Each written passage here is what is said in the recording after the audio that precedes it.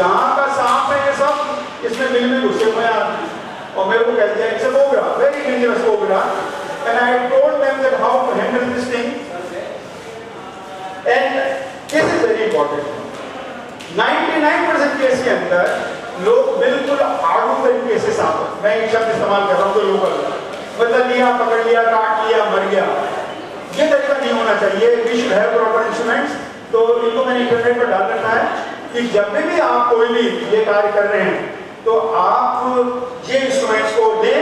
इन instruments को कहाँ से प्राप्त करते हैं कैसा मैं बताता हूँ। I am handling one snake here, you can see and how this is handled.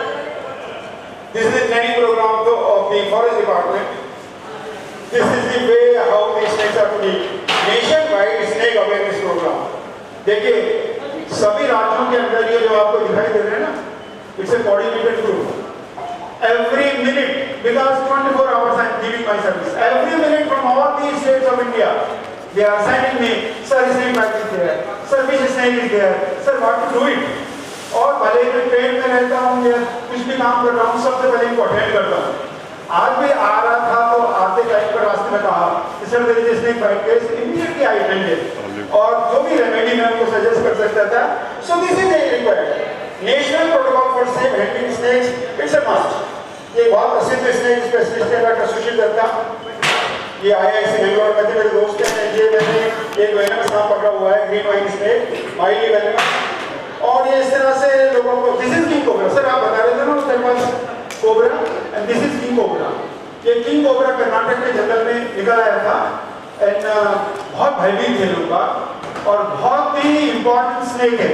आपकी हाइट से 1.5 फुट ऊंचा खड़ा हो जाता है, प्रिंसिपल साहब इतना खड़ा हो जाता है और बोलता है मार दिया जाए या छोड़ दिया जाए। उसमें मैंने कहा हाथ जोड़ दिया जाए। I touch the tail When it came to me, मैंने तुरंत इसको हाथ जोड़ के और फिर अपने फॉरेस्ट इसको रिलीव कर दिया था। Then friends, I proposed a day, 11 अप्रैल को वर्ल्ड स्नेक अवेयरनेस डे, इस बार 5वां हमने मनाया और वर्ल्ड ने इसको स्वीकार कर लिया। I proposed from India that we should develop this thing and the world has accepted it. Normally, most resistance comes from my Indian friends. यहाँ पर क्या होता है, एकेडमिक जेलस बहुत ज़्यादा होती है।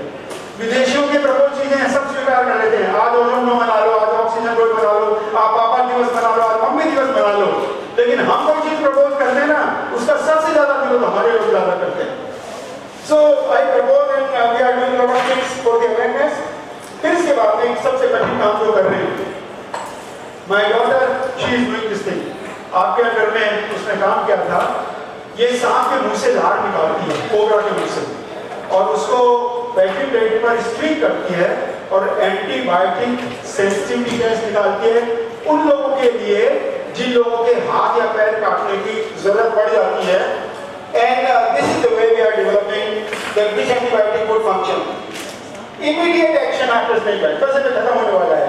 सांप काटने के लिए करना चाहिए, मैं इसका एक छोटा सा वीडियो दिखाता हूँ। जब भी सांप काट ले तो उसका सबसे पहला चीज ये है कि वो एरिया इमोबिलाइज होना चाहिए, हिलना नहीं चाहिए। तो ये एक पिक्चर पड़ी हुई थी, इसका मैंने एक वीडियो जनरेट किया था कि किस तरह से सांप काटने के बाद में कैसे प्रेशर बैंडेज बनाएं और अपनी जान बचाएं। तो ये मैं आपको बता रहा हूँ और इसको देखने के बाद में आपको, इसमें ऑडियो भी चल रहा है क्या इसका? इसको ऑडियो ज़्यादा कर रहे हैं।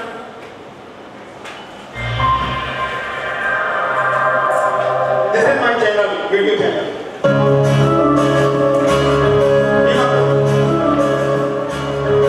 ये देखने के बाद में आप कभी भी सांप के काटने से नहीं मरेंगे। This is very important first aid treatment after snake bite. ये मैंने सांप से कटवाया, लेकिन रबर का सांप था, इसे लिखना पड़ेगा। स्नेक बाइट के 2 निशान दिखने के बाद में आपको क्या करना चाहिए, डिटॉल से वॉश कर लेना चाहिए। My wife is helping in this video production. साबुनों या डिटॉल से वॉश करके, और जो अब कर रहे हैं ये जरूर ध्यान रखें कि how will have to apply the pressure bandage. Pressure bandage गलत तरीके से अप्लाई करने की वजह से भी मौत हो जाती है। ये देख लीजिएगा, तो अपने प्रेशर बैटरी आती है, ये वीडियो यूट्यूब पर अवेलेबल है, बहुत सारे लोगों ने देखा है। उस जगह को छोड़ दो जहाँ पर कि सांप ने काटा, जिससे कि पता लगता रहे कि वहाँ पर स्वेलिंग हुई है या नहीं हुई है, क्या हुआ है। और प्रेशर बैंडेज की फर्स्ट लेयर है, फर्स्ट एंड सेकंड लेयर के बीच में एक लकड़ी का कोई टुकड़ा हो, कोई भी चीज डाल दे जिससे कि जगह इमोबिलाइज रहे और प्रेशर बना रहे। और उसके तुरंत बाद में किसी को बुला के खुद ड्राइव करके ले जाना चाहिए, otherwise the venom enters in circulation. और फिर ये करने के बाद इतनी जगह होनी चाहिए, देखिए देख लीजिएगा, I will give you video link for anybody who is interested and then immediately you should go to hospital. तो ये मैंने किया, करने के बाद में किसी को बोला कि भैया आ जाना, मेरे सामने काट दिया, अस्पताल चलते हैं। It's only a documentary just to give the awareness about what is the first aid. मैं आपको बताता हूँ, मेरे को एक वीडियो दिखा दो, इतना इंटरनेट भरा पड़ा है जिसमें किसी ने फर्स्ट एड पर जरा बात भी की। एक वीडियो सब लोग अपने व्यूअर्स की नंबर बढ़ाने के लिए भयानक सांप है, खतरनाक सांप है, इस तरह से मैं करा के अपने घर लौट आया था और मैंने बताया कि सब कुछ ठीक है, क्या करना चाहिए क्या नहीं करना चाहिए। ये कई हम मैसेजेस देते हैं, सांप के काटने के बाद में बहुत ज़्यादा हिलना डुलना नहीं चाहिए, आँखों को लगातार देखते रहें। आँख के बाइट एरिया के अंदर यदि लगाई आ जाए, 1 सेकंड ही लगाना चाहिए, वो आदमी मर जाएगा। तो कुछ ऐसे सिम्टम्स हैं, यदि मान लो बहुत ज़्यादा पेन हो रहा है, कोबरा ने काट लिया कि सर मैं मरना चाहता हूँ, आप तो जल्दी से जल्दी मेरा बंद खोल दो, वो वहीं मार लगेगा। सो ऐसी स्थिति के अंदर आपको रिस्क नहीं लेना चाहिए टाइम डिले करने के लिए। और ये चीज़ें हम क्या करना चाहिए क्या नहीं करना चाहिए, कौन सी चीज़ें इस्तेमाल करनी चाहिए, लेबर्स के लिए हम कुछ ऐसी चीज़ बना रहे हैं जिससे कि खेत में काम करते टाइम पर नहीं पाए। Then I am doing lot of technological advancement, ये मैं आपको बता रहा हूँ। ये मैंने सरिस्का के लिए टाइगर लोकेट करने के लिए, अनिल जी मैं टाइगर यहाँ पर सारे खत्म कर दिए थे संसार चंद्र में 2010 के अंदर। तो टाइगर्स का विजुअल एनकाउंटर कितना देखने का एक टेक्नोलॉजी डेवलप की थी मैंने, इसको सोनो टैक्सोनॉमी बोलते हैं। It has been accepted by the world. I am doing this thing for the states. ये सेंसर्स हैं, ये सेंसर्स के पास में एक प्रोटोकॉल लिखा हुआ होता है, एल्गोरिथम लिखी हुई होती है। इसमें मेरे को बहुत मैथमेटिक्स और इलेक्ट्रॉनिक्स पढ़नी पड़ी।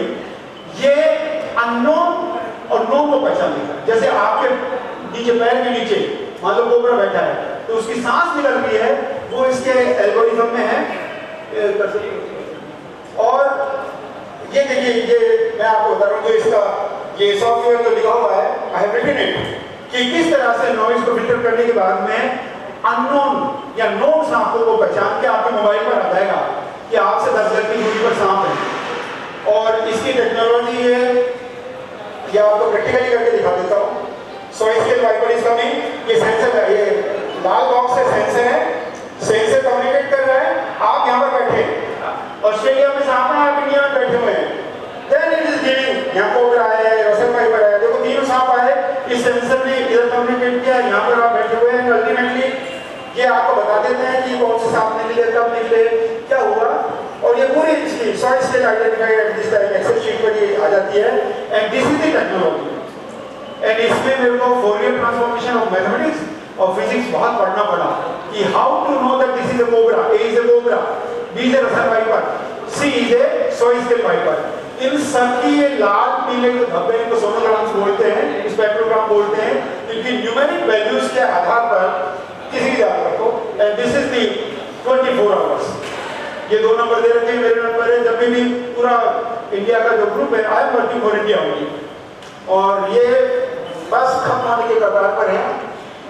इतना इजी काम नहीं है, बहुत कठिन काम है। डेथ आपके पास हमेशा रहती है।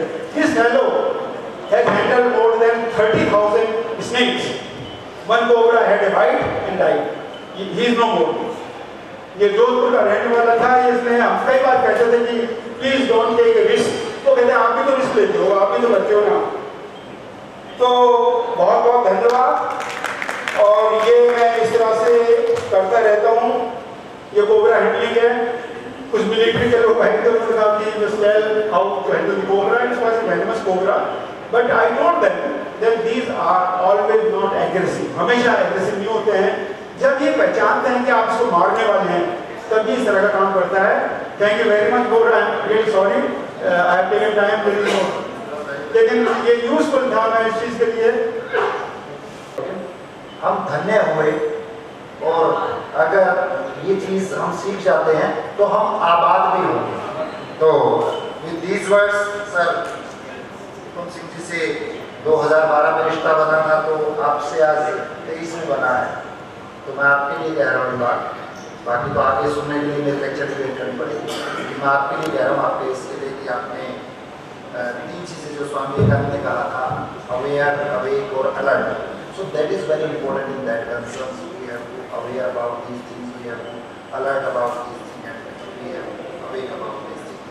और बड़ा अच्छा क्योंकि सुनते ही जाए, सुनते जाए, कभी सीधे भी एमरजेंसी कह के नहीं आती, तो अगर बस सर मैं आपके लिए कह रहा हूँ कि जो आज आपसे मिले हैं कि खूबसूरत सा किस्सा, खूबसूरत सा पल एक किस्सा बन जाता है, जाने कब कौन जिंदगी का हिस्सा बन जाता है।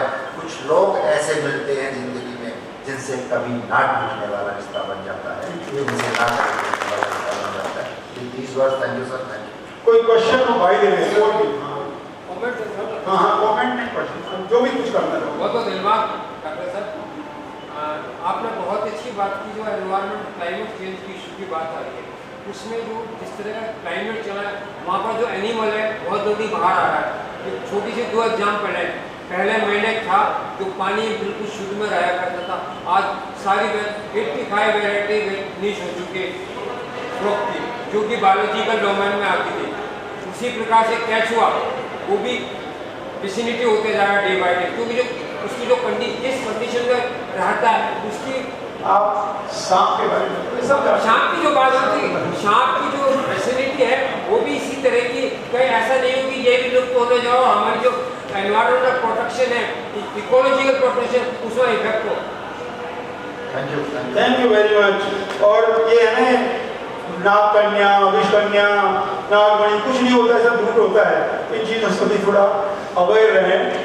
थैंक यू ममता जी, बहुत बहुत धन्यवाद, आपने मौका दिया, मैं आया और जितने भी लोग सुन पाए, जितने भी देख पाए, वो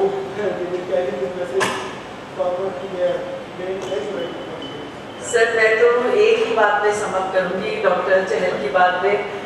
आपने जो बोला सबसे हम धन्य हुए, आपका बहुत बहुत धन्यवाद सर।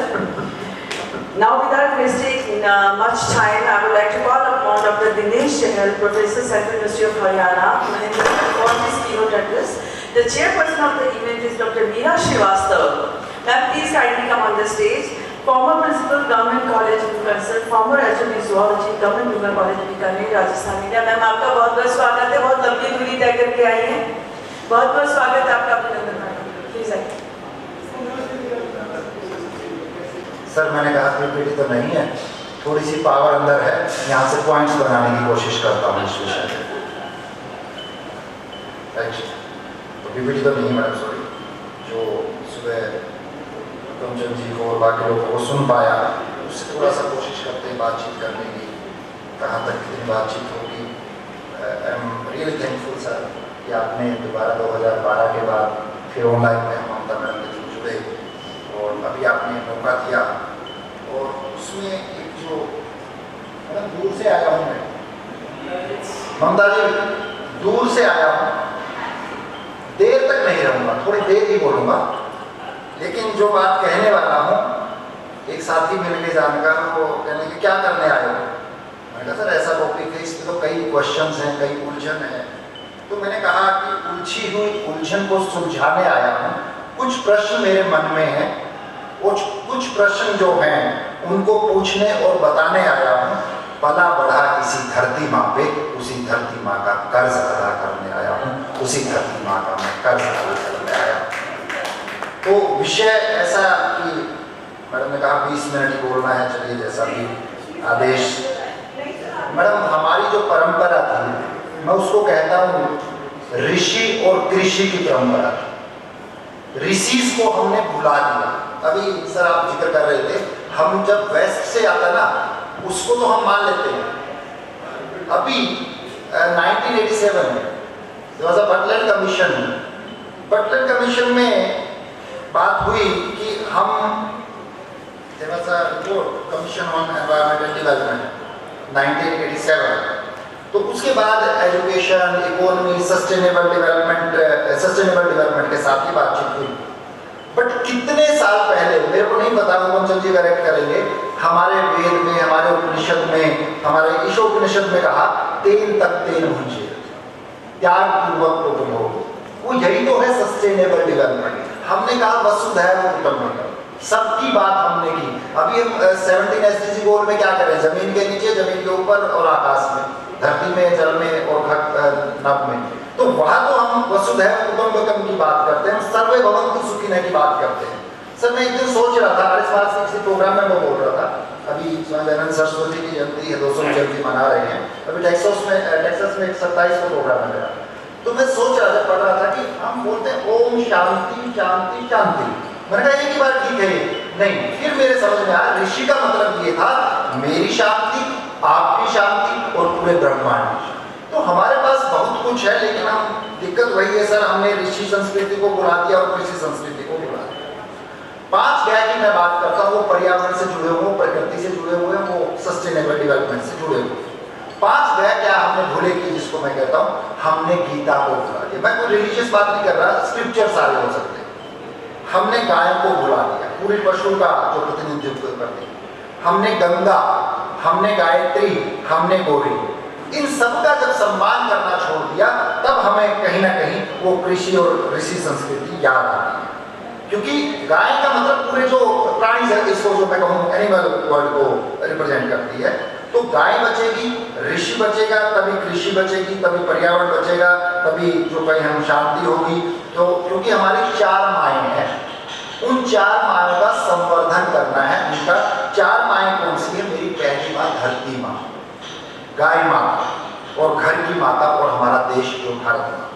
तो 4 का सम्मान करेंगे तो गौरव बढ़ेगा, तब हम एक भारत श्रेष्ठ भारत और हम विश्व गुरु भारत उसकी बात करेंगे। हम अब अकेले अकेले क्या प्रयास कर सकते हैं? ठीक है, सुबह बात हो रही थी कि कितने हजारों लाखों पेड़ लगाने का प्रण लिया है और लेंगे भी, अच्छी बात है कि वो अपने अपने लेवल पर एफर्ट्स कर रहे हैं, वो अच्छी बात है। और जब आप सर कोविड का जिक्र कर रहे थे सुबह के सेशन में, SDG बेसिकली क्या है? जब हम SDG की बात करते हैं, सस्टेनेबल डेवलपमेंट की गोल की बात करते हैं, 17 गोल जो आप सबको पता है और 169 टारगेट्स है, 231 इंडिकेटर्स है, और उनमें SD means the need of the current generation without compromising the needs of the future generation। और वहां पे उसको अगर मैं सिंपल भाषा में कहूँ, 5 P है वो। 5 P का हमने ख्याल रखना है, पीपल, प्लेनेट और उससे प्रॉस्पेरिटी, पीस और पार्टनरशिप। क्योंकि जो 17 गोल है बेसिकली वो क्या है? 6 गोल वो है जो फर्स्ट 6 SDG हमारे, वो जो जिसको हम बोलते हैं अनअचीवेबल MDG। अगले जो 6 गोल हैं वो इकोनॉमी से रिलेटेड है, अगले 3 जो गोल है वो एनवायरनमेंट से रिलेटेड है, और अगले लास्ट जो 2 हैं वो मीन्स ऑफ गवर्नेंस की, गवर्नेंस कैसे काम करेगी हम, और बड़ा अच्छा काम करें 2 कंट्रीज। अगर मैं कहूँ, मैं बहुत साल पहले स्वीडन में था, स्वीडन और साउथ कोरिया इसमें बहुत अच्छा काम कर रहे हैं। तो हमें भी ज़रूरत है कि हम किस तरह से इसको इम्प्लीमेंट करें, क्योंकि ये जो आपके SDG बने ये इंटरनेशनल लेवल पे बने, बट लोकल लेवल पे इम्प्लीमेंट करना होगा। जो आपने एग्जांपल्स दिए, शर्मा जी ने बहुत सारे एग्जांपल्स हमें दिए, तो हमें लोकल, लेकिन आज हम सर वो आपके एक फिलोसफी है 4 वाक फिलोसफी, खाओ पियो ऐश करो मित्रों, तो वो 3 तक 3 हुंजेत को भूल करके हम उस पर खाओ पियो ऐश करो वाले मित्रों वाले पे वो नहीं चलेगा, फिर तब की ऋणम कृत्वा वाला।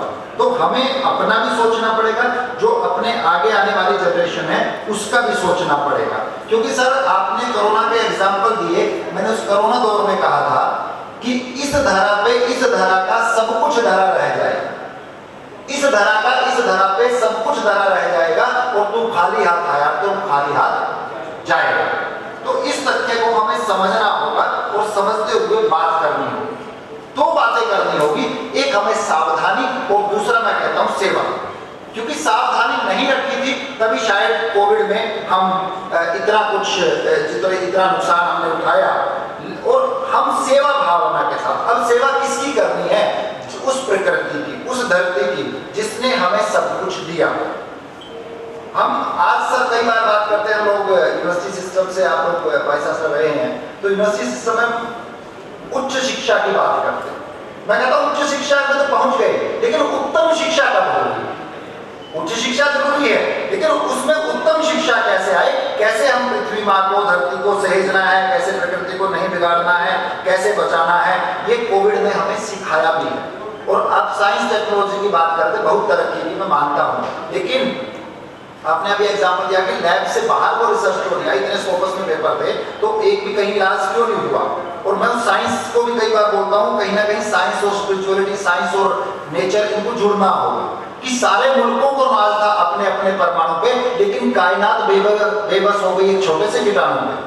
कहाँ थी वो हमारी, जो हमने, क्योंकि तरक्की का पैमाने अलग कर दिए। और मैं कई बार सोचता हूँ कोरोना आना भी जरूरी था, कोविड दौर भी जरूरी था, क्योंकि हम अपने आप को खुदा मान बैठे।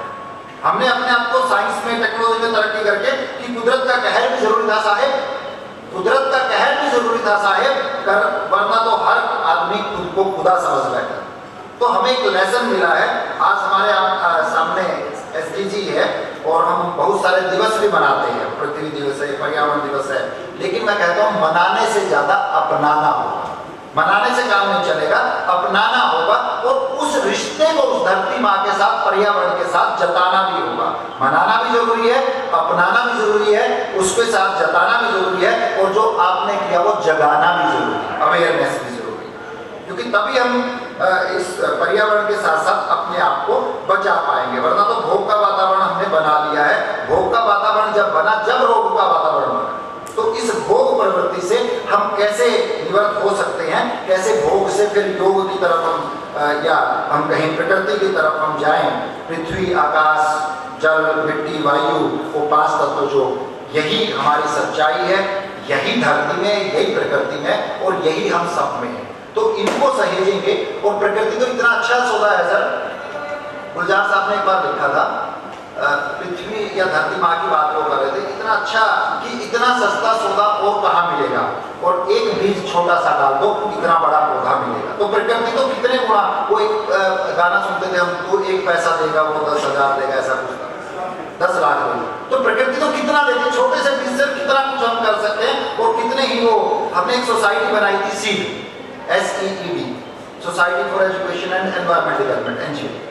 तो लोगों ने पूछा इसका नाम सीड का मतलब क्या है? मैंने कहा कुछ लोग बच्चों के लिए काम करते हैं, कुछ लोग युवा के लिए काम करते हैं, कुछ बुजुर्ग के लिए काम करते हैं। हमने कहा सीड का मतलब ये है, बीज होगा, बीज से पौधा होगा, पौधे से फिर वो साइकिल चलता रहेगा, सारी प्रकृति, सारे पर्यावरण की बात। तो इतना सस्ता सौदा जो प्रकृति हमें देती है, क्योंकि earth doesn't need us but we need the earth. ये हमें हर चीज के लिए, सर हमारे पास ये फेल हो जाता है, माइक में वैसे बोल दूंगा, प्लान A है, प्लान B है, लेकिन प्लेनेट एक ही है। तो उस प्लेनेट का भी हमें ख्याल रखना पड़ेगा।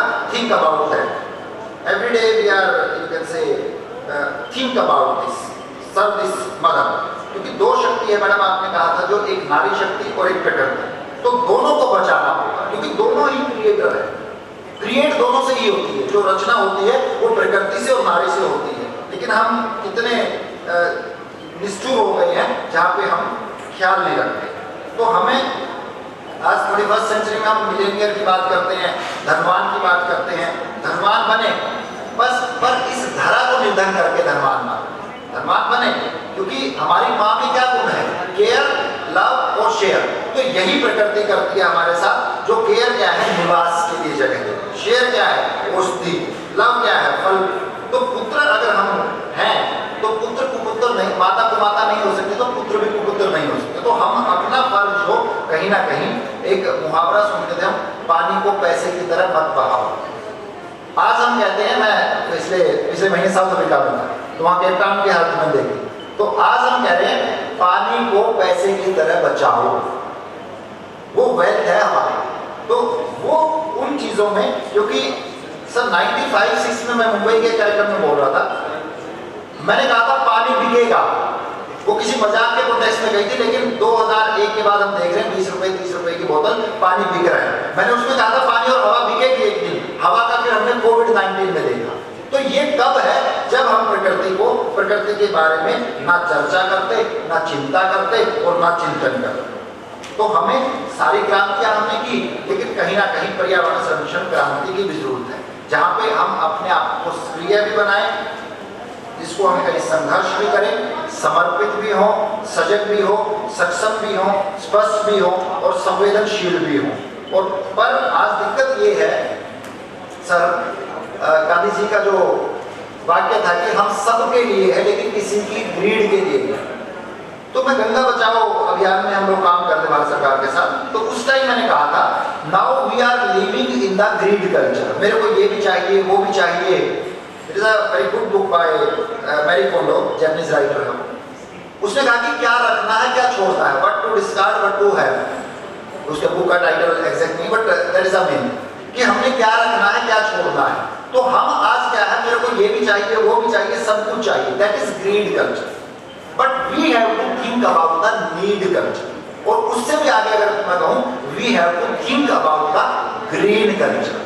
तो गंगा की जब बात करते हैं, वहां पे बात करते हैं हर हर गंगे। मैंने कहा हर हर गंगे ठीक है, लेकिन उससे ज्यादा हर हर गंगे से हर बल गंगे होना चाहिए, हरित गंगे होना चाहिए। क्योंकि हम क्या कर रहे हैं, गंगा से किनारा कर रहे हैं, तो गंगा भी हमसे किनारा कर रही है। तो हम जब इन बातों के बारे में, पर्यावरण के बारे में नहीं सोचेंगे, हम ये तो हुकम सिंह जी ने ठीक कर दिया, खाने का अरेंजमेंट बहुत अच्छा था, प्लेट्स थी वो यूज हो जाएंगे।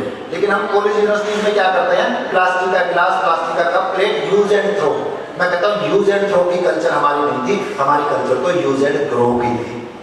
हम जितना यूज कर रहे हैं उससे ज्यादा प्रोड्यूस हम करें, तो कम से कम हमारा ये फर्ज बनता है जितना हमें मिला है उसको और अच्छा बनाएं, बेटर है। अगर वो भी नहीं बना पाए तो जितना मिला है उसको हम आगे उसी तरह से अगली जनरेशन को दे पाए, ये हमारा, क्योंकि हमारा जो जन्म हुआ है समाज में आग लगाने के लिए नहीं, बाग लगाने के लिए। मुर्दा समाज में मुर्दा फूकने के लिए नहीं, जो मुर्दा पड़ चुका है समाज उसमें प्राण फूकने के लिए हुआ है। तो लगा सको तो बाग लगाओ, आग लगाना मत सीखो। कहने का मतलब जो हम पर्यावरण को किस तरह से संरक्षित करते हैं, कर सकते हैं कि लगा सको तो बाग लगाओ, आग लगाना मत सीखो, जला सको तो दीप जलाओ, दिल जलाना ना सीखो।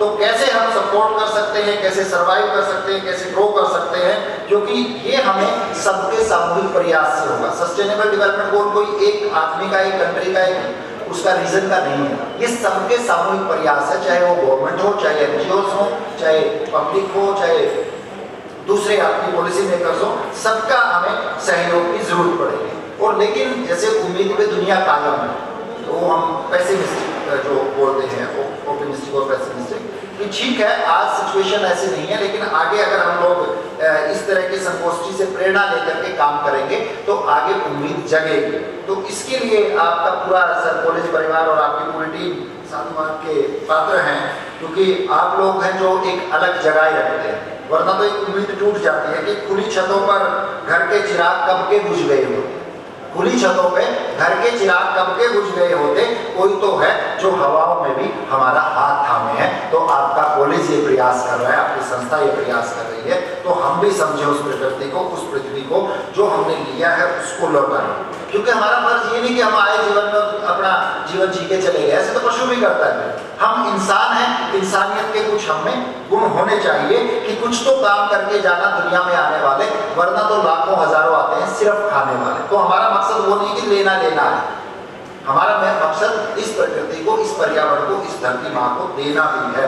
क्योंकि प्रकृति हमें सब कुछ दे रही है, धरती माँ हमें सब कुछ दे रही है, हम भी तो कुछ देना सीखे। अगर दे भी ना पाए तो उसको संरक्षण करें, उसका संवर्धन करें, और उतना नुकसान करके जो सर कई बार हम पौधारोपण करते हैं, 26-27 साल से हम जो सामाजिक गतिविधियों से जुड़े हैं, तो हम लोग क्या करते हैं, पौधा लगाते हैं, फोटो खिंचवाते हैं, उसको व्हाट्सएप पे अखबार में डाल देते हैं। ठीक है वो करिए, मेरे को उससे ऐतराज नहीं है।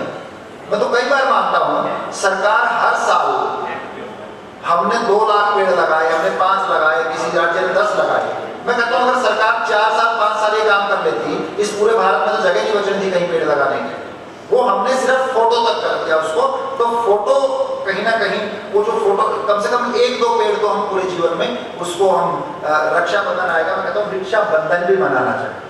तो वो हम उससे किस तरह से जुड़े, क्योंकि सियासत आवाम पे इस कदर जो फोटो वाला पे कह रहा ना दिखावे वाली बात, जो कि सियासत आवाम पे इस कदर एहसान करती है, पहले आंखें छीन लेती है और फिर चश्मेदान करती है।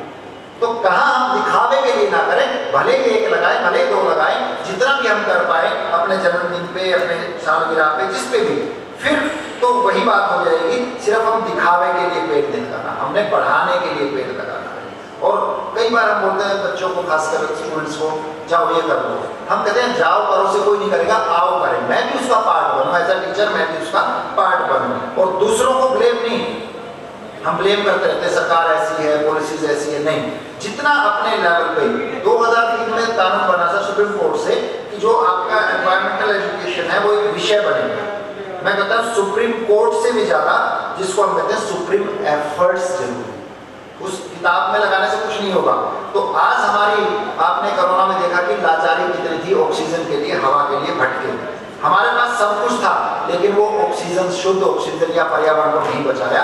इस तरह से हम कहीं ना कहीं रोना रोते रहे कि फिर भी फिर भी नहीं जीत पाए, इस बात का रोना है। एक हाथ में चांदी, सब कुछ था हमारे पास, पैसे भी थे, पावर भी थी कि एक हाथ में चांदी है, एक हाथ में सोना था, लेकिन आप ऑक्सीजन नहीं खरीद पाए।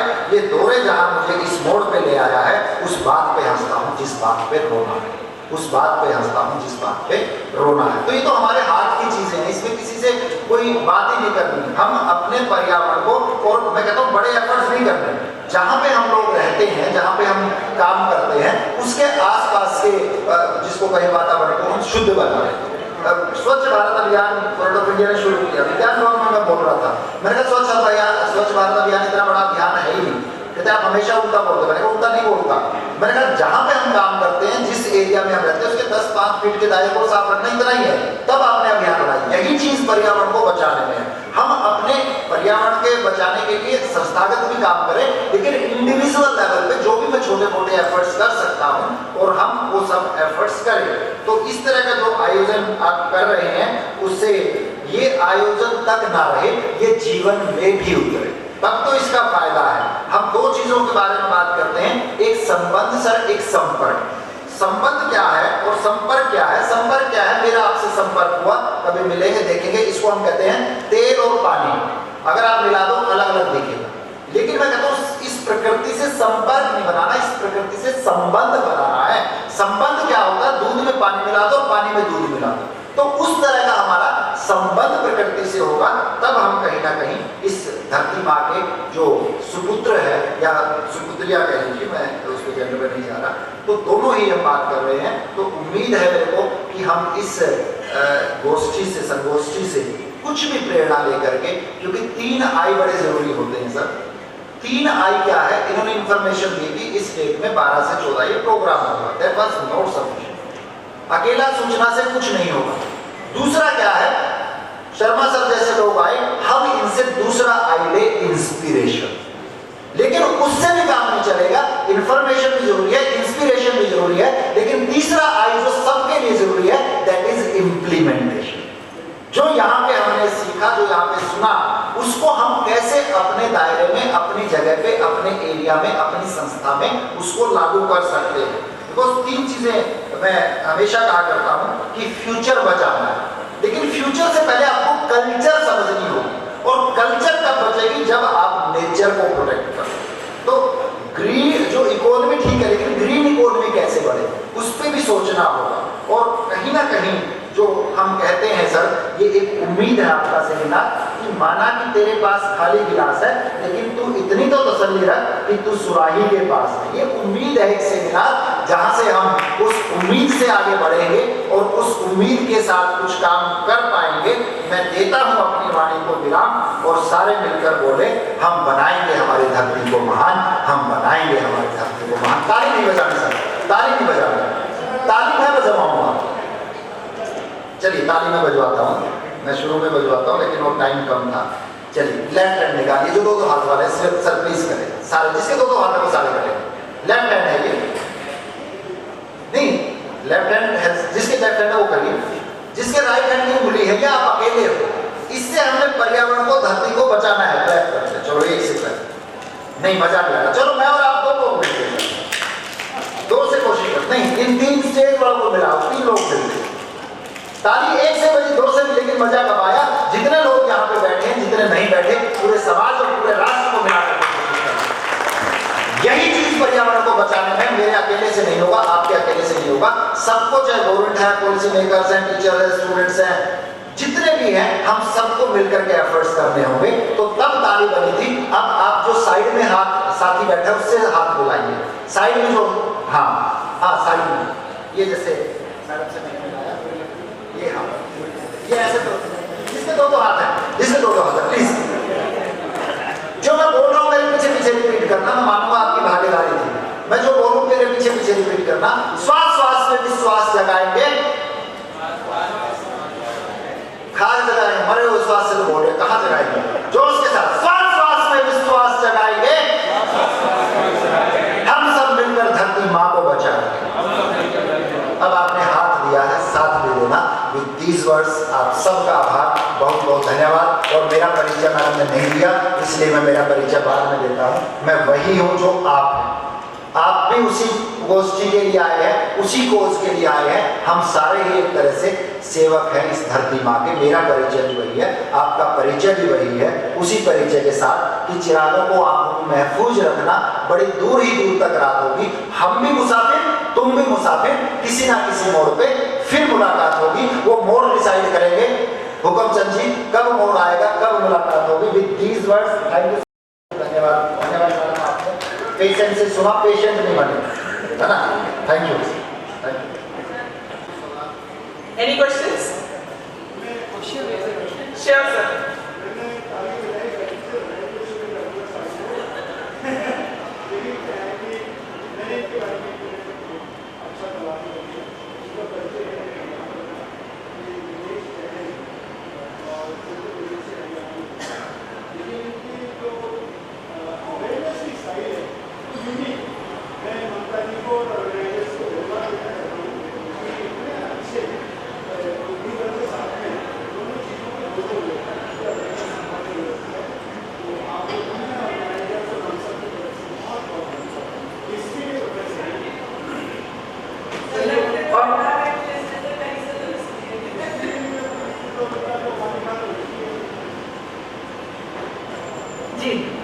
सबसे पहले सर आपको बहुत बहुत प्रणाम, बहुत बहुत धन्यवाद। आपने बहुत ही अच्छी बात की क्लाइमेट चेंज को लेकर, जिस तरह से पर्यावरण सब बिगड़ चुका है। No clean air, no clean water, no clean shelter, no clean food. How to change the food system, उसके लिए छोटा सजेशन है, आप उसको प्रोसीडिंग्स में लें। Climate change local action plan होना चाहिए, क्योंकि जिस एरिया में हम रहते हैं वो तो बिल्कुल बैलेंसिंग हो चुका है। How to protect it, how to conserve it, how to protect it. There is a climate change local action plan. Think globally, act locally. It should be a proceeding as a rule, because climate change will be here, लेकिन there the action is local level.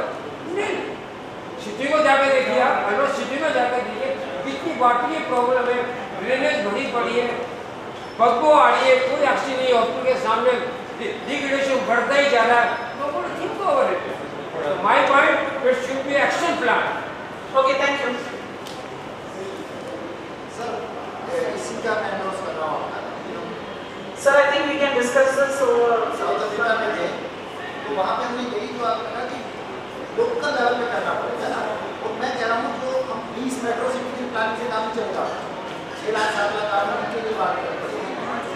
Smart cities का concept हमारे आया है, लेकिन smart city में रहने से पहले मेरे को स्मार्ट बनना पड़ेगा। और मेरा स्मार्ट थोड़ा दूसरी तरह का स्मार्ट वाला कपड़ा वाला नहीं। S means those who are sensitive, व्यक्ति के प्रति sensitive. M means motivated, A means जो बहुत सारे अलर्ट रहे बटर। और आज जो सबसे ज़्यादा जरूरी है दैट इज रिस्पॉन्सिबल। हम किस तरह से सोच रहे हैं और उसमें पे टीक की जरूरत पड़ती है, टेक्नोलॉजी की जरूरत पड़ती है। Sir, thank you very much. You go that smart city. I have an action plan on no smart city, no solar city. It should be eco city. It should be eco city. Thank you all so very much, especially Dr. Dinesh Chahal for an excellent deliberation. और यहाँ जो overwhelming response आया है, सवाल उससे पता चल रहा है कि आपका जो भी इस्तेमाल करें, जिस तरीके से आपने अपना टॉक एक्सटेम्पोर डिलीवर किया, क्योंकि हम यूजुअली, मैं साइंस के विद्यार्थी हूँ, हम बहुत स्लाइड्स की सहायता से काम करते हैं, और आपकी जो भाषा, शायद हमारे पास इतने शब्द नहीं होते हैं, हम बहुत शॉर्ट में 2-2 बातों में साइंस वाले बोल के छुट्टी करते हैं। बोलना बहुत ज़्यादा चाहती हूँ, लेकिन बिल्कुल बहुत अच्छी बात सर ने जो कही है कि आज के दिन जो नेचर के साथ खिलवाड़ हो रहा है, हम उसमें अभी तक हम एक्सप्लॉयटेशन कर रहे थे। Now we have come into a category of over exploitation.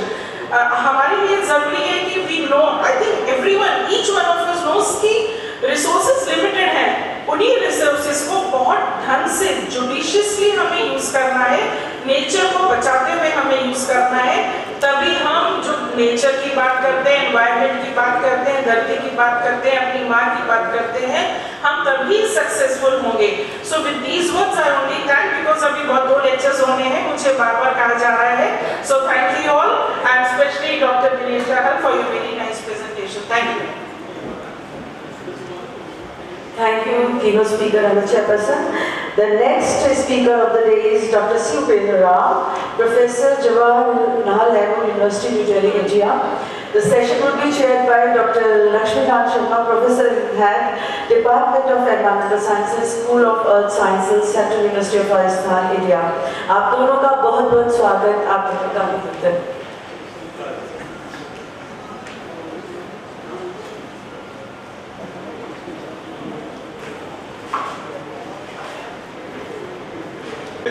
Chair and the principal of Rajarshi College, Upamsi, and the most respected Professor Bhatnagar sitting in front of me, and many professors from various places have assembled here, and we have been hearing various thoughts on environmental protection. I am very thankful to Professor Upam Singh ji for giving this opportunity for me. Environmental protection, because I am basically being a Sanskrit and Indic scholar, I will speak based on the ancient Indian literature, how environmental ethics were there in ancient India, and how actually we are being, those ethics are being maintained and protected, and what is the situation of environment present day. All these things let us discuss today.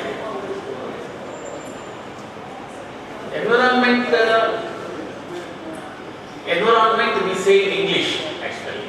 That is not neither Hindi word or not Sanskrit word. You all know that environment means Paryavaran in Hindi.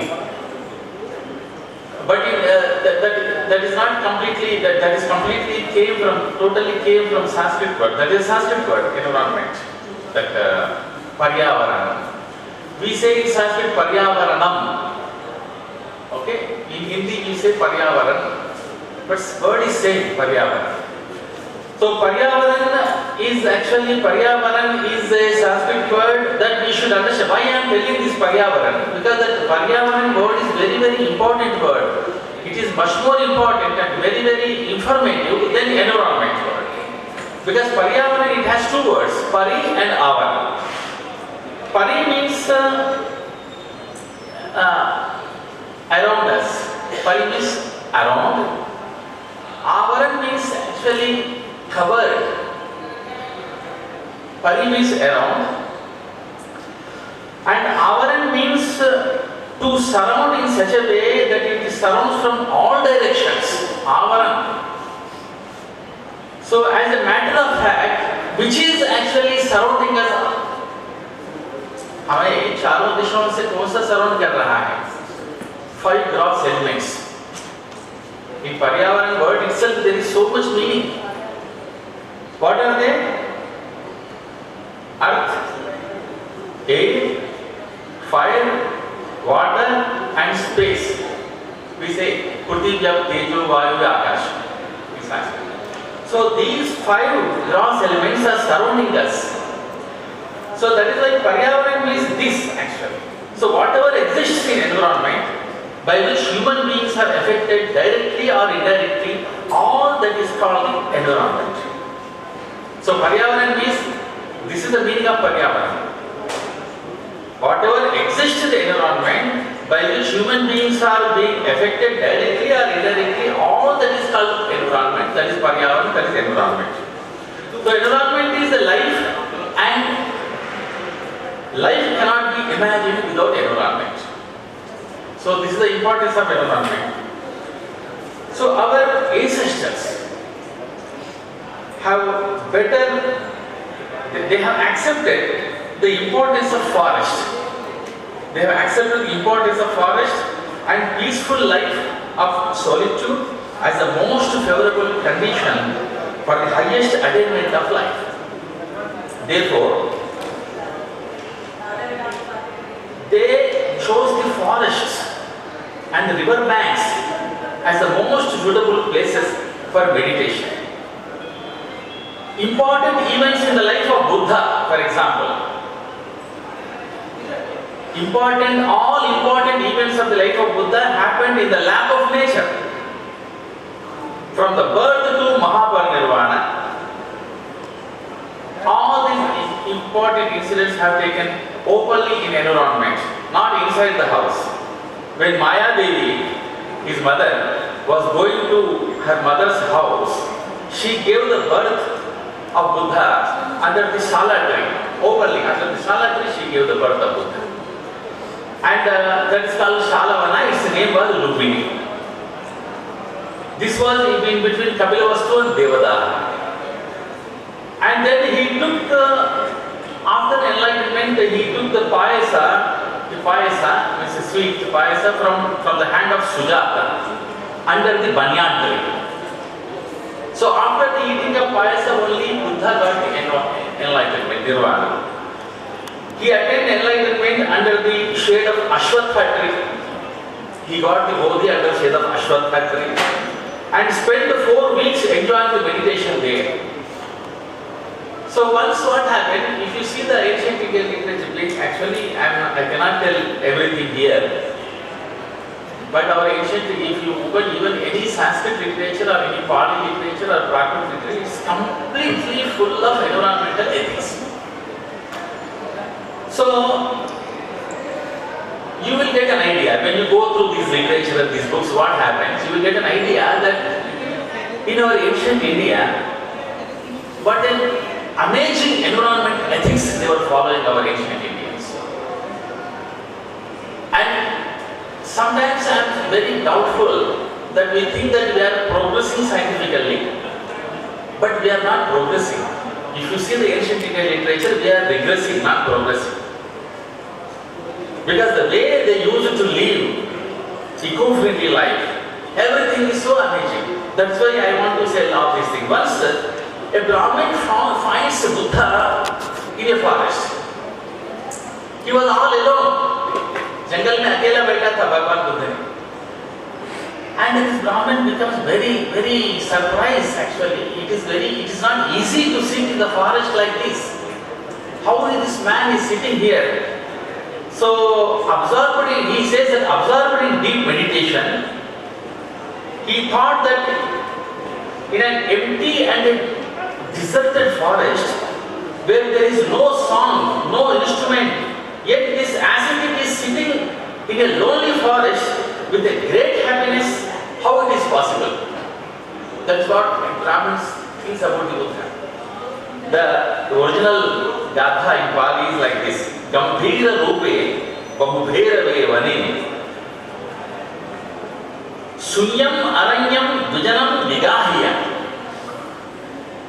Anincha Manena Thidena Vaguna Sucharu Rupam Vata Bhikkhu Chayasi. He asks Buddha like this. This is Pali language, not Sanskrit. So he says Gambhira Rupe Bahubherave Vane.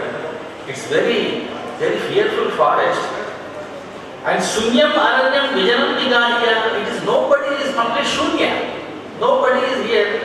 And having entered in such a Shunya Vana, Nirjana Vana, and Aninja Manina Tindena Vana, and you are not shaken, and you are very happy. Happy you are sitting. Sucharu Bhakta Bhikkhu, how, O Bhikkhu, how you can do meditation in such a forest? You are not afraid? He asks like this. Then Buddha says that no, because I am completely absorbed in meditation, that is different context. But now, by this verse, it is very clear that Buddha was sitting all alone in the forest.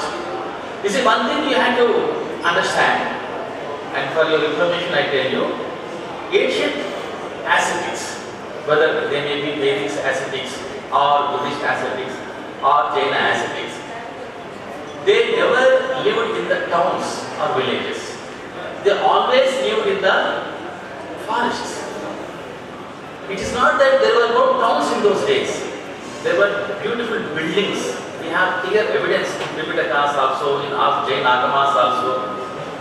Like Bimbisara, who was a contemporary of Buddha, he first time he saw Buddha standing in the third floor of his palace. Clearly, palaces were there.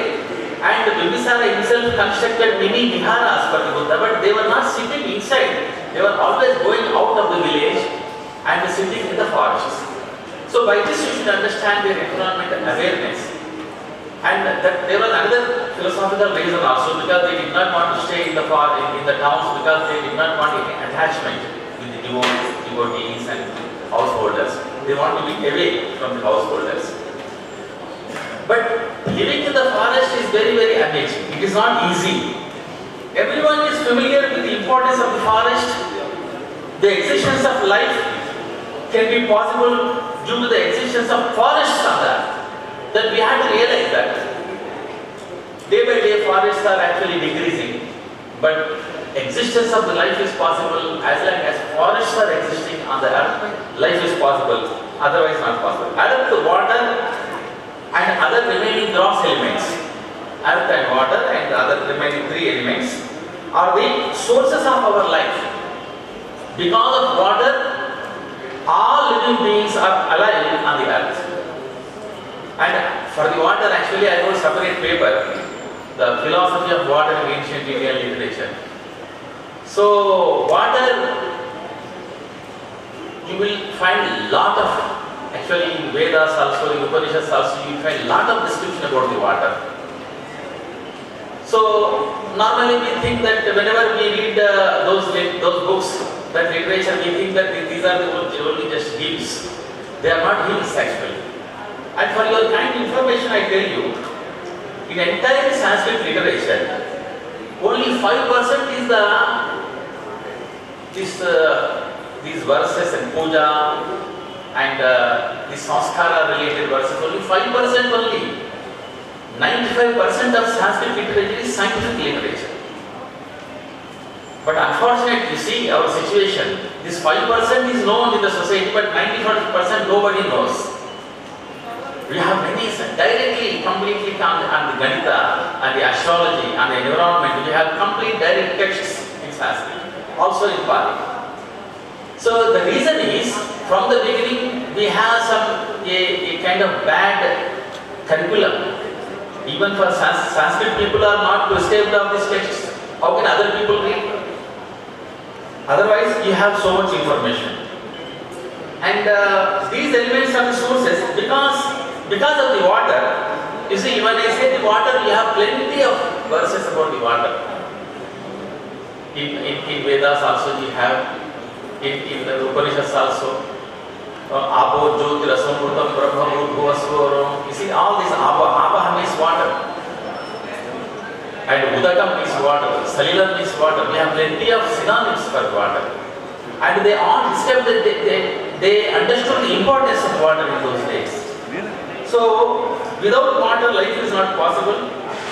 There is an invaluable heritage of nature, and the important foundations of natural resources are available on the earth. Today, the destruction of the forests is being a big reason for the distortion of the nature. Due to the cutting of the trees, humans are facing many problems that we are seeing everywhere. Even in our JNU campus, once upon a time, a lot of forests were there, slowly being cut, and land is given to some school buildings and from other institutions. So, what happens? Due to the cutting of the trees, humans are facing many problems. The groundwater levels are decreasing. there is a decrease in the oxygen. There is no rain. Agriculture and environmental are being affected either by no rains or the excessive rains. You see, if you destroy the forest, what happens? Either no rains or excessive rains. The second one we are facing now, excessive rains. Excessive rains in Himachal Pradesh and also many parts, even in Rajasthan. It's very strange. People think, they say, we know that there is no water in the Rajasthan, there were floods in the Rajasthan. And also in other states. Haryana also, even in Delhi, flood-like situation has come now because there is also environmental imbalance. So, excessive rains. And another problem, when you destroy the forest, you know what happens. Another problem is noise pollution. Noise pollution is another huge problem. We are not understanding this noise pollution. A lot of noise. And with that you will experience when you go to the very deep, dense forest, you will understand that there is no sound, there is no noise. Completely you will realize that what is the soundlessness. As long as you are in the towns, there may not be direct sound, but there is echo, there is a sound pollution that is indirectly disturbing you, disturbing your mind, disturbing your mental status. All these things. The noise pollution will be less in the city where more and more trees are flourished. You see, this is the link. When more trees are there, noise pollution is reduced. And during his preaching, Buddha used to promote the conservation and importance of the nature. You may be surprised that actually that is not his field. Environmental protection is not Buddha's field. But he was, sometimes he was telling about the nature also, to protect the environment also. You have many references like that. And by making many viharas and gardens, forests, and the see, they have prepared the viharas and the monasteries, viharas and monasteries in two places. Either in forests and gardens, or on the mountains. The mountains which are situated on the river banks. In such places, they have constructed the viharas. Peaceful and a nice environmental friendly place they have chosen for the vihara, not anywhere. They have selectively constructed viharas that you are finding, you see, whenever you are finding archaeological excavations. Please observe where viharas are being found. Their viharas are being found on the river banks, and river banks where the mountains are there on the river banks. Very peaceful place. So, this is what environmental awareness. This is what I wanted to tell you. And while giving initiation to the monks, he had specified the 4 nishrayas. जब किसी भिक्षु को परपरिजा देना है, तो 4 प्रकार के निश्रयास बोलते हैं, निश्रेयस नहीं, निश्रयास बोलते हैं, 4 प्रकार। उसमें 2 of them are very much connected to the environment. What are the 2? See, Shayanasana and Kaishanja. But they completely related to the nature. Shayanasana and Kaishanja. ऐसा जो भिक्षु बनना चाहते हैं, उनको एक instruction था. When somebody wants to become Buddhist monk, there was one first instruction was Dukhamula Senasanam Visaya Babhaja. So after taking Parvraja means the sannyasa hold, this wandering monk. He has to sleep only under the trees in the forest, not inside the towns, not on the beds. That is environmental related. And then Puti Mutti Bhesajam Visaya Babhaja means medicine. If any Buddhist monk becomes ill, he has to take the medicine of the cow urine only. He has to use throughout his life. No other medicine is allowed. So he has to do 2 things. Living under the trees for the sleeping is essential for the monk, and for the medicine, the medicine of the cow urine has to be used throughout his life. So these are the essential nishrayas in Buddhism. So that is environmental. So there are many suttas in Pali literature like that. They emphasize on the importance of environment. That the person who plants trees in garden and forests and builds bridges over the rivers, arranges the drinking water and digs wells, gets merit. That's what actually said. In sabko punya milega. What? For whom? The person who plants trees in the garden or in the forest and builds bridges over the rivers and arranges the drinking water and digs wells. This is what actually, then by these activities one gets merit. Therefore, such person is considered to be the virtuous man. Punyatma is a virtuous man. By following the path of the dharma, humans are, so this is what the path of the dharma in those days. So the original Pali for this is Arama Rupa, Vanarupa. This is what original. I am not telling myself because the original Pali I am just translating only. Arama Rupa, Vanarupa, Yejana, Setukaraka. Setukaraka is constructing bridges. All these are Papancha, Udapancha, Ye, Dadanti, Upasai. They are giving water and digging wells like this. So, once what happens in Pali literature, the seed is considered to be the main source for the rain. Seeds are considered to be the main source of the rain. And many concepts are available in Pali literature and also in Sanskrit literature on the importance of agricultural work. Kasi Bharadwaja, there was a Brahmin called Kasi Bharadwaja. Once he performs yajna, very huge yajna, and then Buddha also goes there, and then he says clearly, he says to Buddha that I am cultivating and I am eating, you are not cultivating. So there is a clearly description of the cultivation, agriculture comes. So then he puts a question to Buddha, Kassako patijanasi, naja basama kasi. They kasi. We say, oh Buddha, you say that you are also agriculture, you are also doing agriculture, but we are not finding your agriculture. How you are doing agriculture? The Brahmin asks the same. Then Buddha gives a reply. So what he says basically is, I cultivate, I sow, and I eat, plowing and sowing. Therefore, I call myself farmer. But I do not see your agriculture, he says.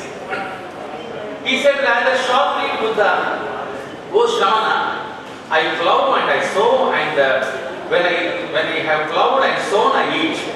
You, Shravana, should plow and sow. Only then you should eat. Then he says. Then the Buddha says that, O Brahmin, I do plow and sow. And when I have plowed and sown, I eat, like you also. So then Brahman asked, I did not see any plowing. All the description of the agricultural instruments come here. जो सारे agriculture के जो instruments होते हैं ना, सारा उसका वर्णन आता है.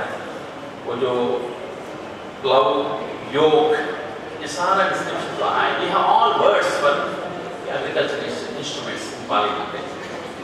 And then he said, Buddha says that no, this my plow is this actually. Shraddha is my plow, my seeds. Tapasya is the vrishti. Like that he philosophically interprets. That's different context. But actually this description is there. Agricultural description is there. So, but in spite of all these ancient environmental ethics, today's man turned to be the ignorant of the fact of the mutual interdependence. Actually, mutual interdependence is very important philosophy in ancient literature. Mutual interdependence. Everything is dependent on each and other. So that's what one of the important philosophy of Buddhism called Praticca Samutpada. That is what actually this argument is very important for the environmental awareness. So today's man became ignorant of the fact that the mutual interdependence of all processes of the world. Various components of the environment are mutually dependent. For instance, an environmental control system is a critical subsystem of offshore wind farms. Environmental control system is a critical offshore farm and which is responsible to adjust and maintain a normal operational condition.